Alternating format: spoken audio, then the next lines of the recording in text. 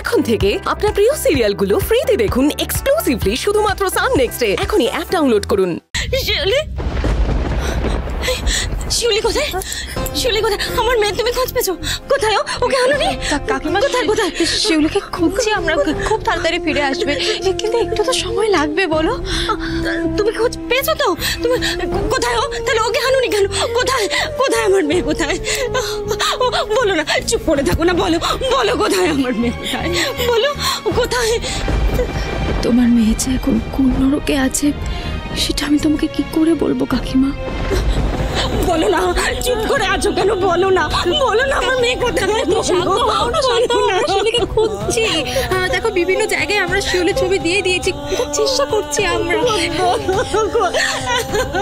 শিউলি,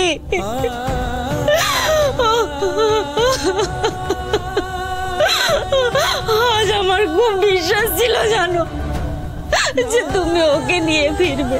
তুমি দেখো দেখো দেখো, আমি ওর জন্য ভাত বেড়ে বসেছিলাম, দেখো তুমি দেখো, আর তুমি বলছো ওকে শিউলি। কাকিমা কাকিমা কাকিমা তুমি কেঁদো না, কাকিমা তুমি কেঁদো না, দেখো আচ্ছা তুমি খেয়ে নাও না। এই দেখো আমি তোমার জন্য প্রেশারের ওষুধ নিয়ে এসেছি। এই দেখো দেখো, ফুরিয়ে গেছিল না, নিয়ে এসেছি।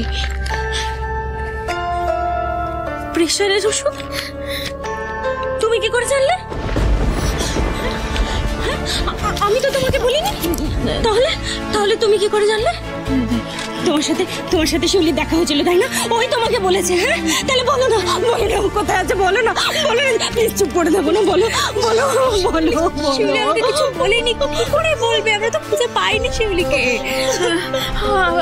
আসলে আজ যখন সকালবেলা এসেছিলাম না, তখন দেখলাম তোমার প্রেশারের ওষুধটা নেই, তাই নিয়ে এলাম।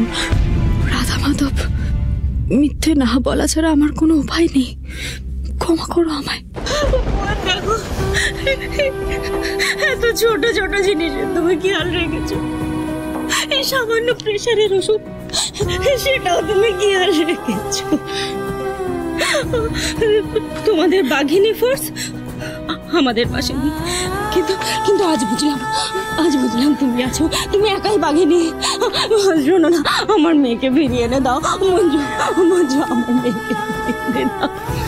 তুমি বিশ্বাস করো, শিউলি ছাড়া আমার আর কেউ নেই। ও গেলে দাও।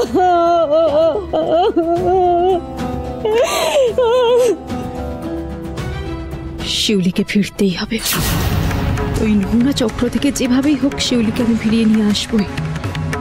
আর যারা যারা ওই নোংরা কাজের সাথে জড়িয়ে আছে তাদের কাউকে আমি ছাড়বো না। রাধা মাধব, তুমি আমার পাশে থাকো।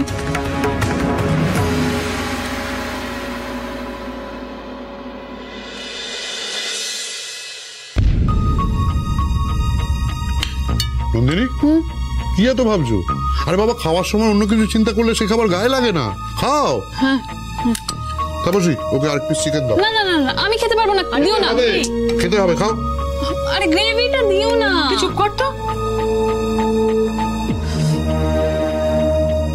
বাবা, বলছি অনেকক্ষণ ধরে তোমাকে একটা কথা বলবো বলে ভাবছি, বলাটা উচিত হবে কিনা জানি না। ফিলিংস যখন দিয়ে দিয়েছো, বলে ফেলো। কি কথা? তুমি আর বড়বাবু যখন ওই ঘরে কথা বলছিলে না, তখন কনস্টেবল মঞ্জু ও কিন্তু আড়ি পেতে তোমাদের কথা শুনছিল।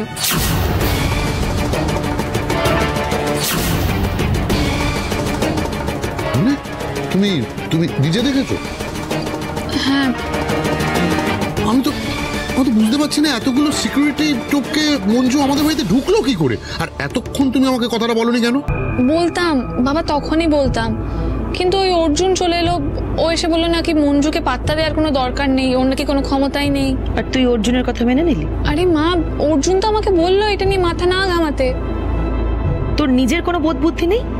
তুই মঞ্জুকে জেরা করিসনি? আমি জেরা করছিলাম তো, আমি ওকে চার্জ করছিলাম, কিন্তু ঠিকঠাক উত্তর দিতে পারিনি। আর তারপরে তো অর্জুন চলে এলো। আর তুই অর্জুনের কথা বিশ্বাস করে নিলি? না মা, আমি বিশ্বাস করিনি, আমি শুধু ওর কথা শুনেছি।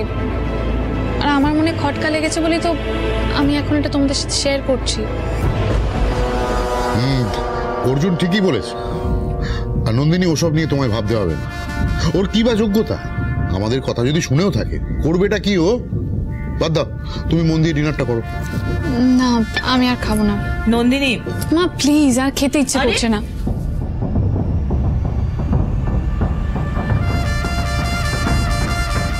কি বুঝলে? বুঝলাম। মঞ্জু কনস্টেবল খুব বাড়াবাড়ি শুরু করেছে। এবারও খবরাখবর নিয়ে একটা পাকাপাকি ব্যবস্থা করতে হবে।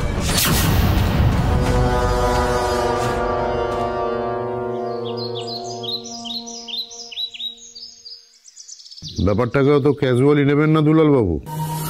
ভালো করে ভেবেচিন্তে উত্তর দিন। মঞ্জুর সব থেকে দুর্বল জায়গা কোনটা? স্যার, মঞ্জুর তো সবটাই দুর্বল স্যার। স্যার, না আছে বুদ্ধির জোর, না আছে হাতের জোর, না আছে পায়ের জোর স্যার। ওই মাঝে মধ্যে একটু পাকাপাকি করে ফেলে আর কি। তবে স্যার, যদি সবচেয়ে দুর্বল জায়গা যদি খোঁজেন, সেটা হচ্ছে স্যার ওর বাবা, যিনি আর ইহলোকে নেই। আর আরেকজন আছে স্যার, ওই ওর দাদা আছে, তবে সেটাও স্যার ডিফেক্টিভ প্রোডাক্ট, একটা হাত মূলো। ওই একটু ক্যাটারিং ফ্যাটারিং ব্যবসা করে মাঝে মধ্যে। তবে স্যার, মঞ্জু রাঁধে ভালো, সেটা নিয়ে মাঝে মধ্যে একটু জ্ঞান ট্যান দেয় শুনেছি আর কি। Thank you Dulal Babu, thank you so much. একটা জব্বর ইনফরমেশন দিলেন আমাকে। এখন রাখছি, পরে কথা হবে। আচ্ছা আচ্ছা স্যার। স্যার, আরে অর্জুন, এসো এসো এসো, বসো। চা খাও না? চা কেন, কফি খাও। কানাই, স্যার সেসবের কোনো প্রয়োজন নেই। অর্জুন, সামনেই ভোট, কিন্তু আমরা আমাদের প্রচারটাকে ঠিক পিকে নিয়ে যেতে পারিনি, বুঝলে? অ্যাট এনি কস্ট ভোটটা কিন্তু জিততেই হবে। তাই আমি ঠিক করেছি একটু ওই জনসেবা করবো, বুঝলে? না ওই ভিকিরি টিকিরি খাইয়ে লাভ নেই। আমি বরঞ্চ এরকম কাউকে খাওয়াবো যারা দরকার পড়লেই আমার এক কথায় ঝাঁপিয়ে পড়তে পারবে। তাই ঠিক করেছি ওই সামনে যেহেতু পয়লা বৈশাখ, ওই নতুন বছর উপলক্ষে ক্লাবের সবাইকে আমি একটু খাওয়াবো, বুঝতে পারলে? ঠিক আছে স্যার, আপনি যেটা ভালো বুঝবেন। না ভালো বুঝেছি বলেই তো বলছি। তুমি একটা কাজ করো, হাতে বেশি সময় নেই, তাড়াতাড়ি ব্যবস্থা করো। একজনকে ঠিক করো যে কিনা সব কিছু ঠিক মতন করতে পারে, ব্যবস্থা নিতে পারে। আচ্ছা, তোমার কোনো ক্যাটারিং জানা আছে এরকম? কেটারিং তো হ্যাঁ অনেকেই জানা আছে, আমি যাদেরকে বলবো তারাই করে দেবে, অসুবিধা হবে না কোনো। কিন্তু দায়িত্বটা কাকে দেওয়া যায় বলো তো? স্যার অনেকেই আছে, ওই ছায়া ক্যাটারার, তারপর আমার দুজন বন্ধুই আছে ক্যাটারিং সার্ভিসে। তাছাড়া আমাদের ওই বাজারের সঞ্জীব, ও আছে। না অর্জুন, এদের আমি কাউকে চিনি না। আচ্ছা, ওই কনস্টেবল মঞ্জু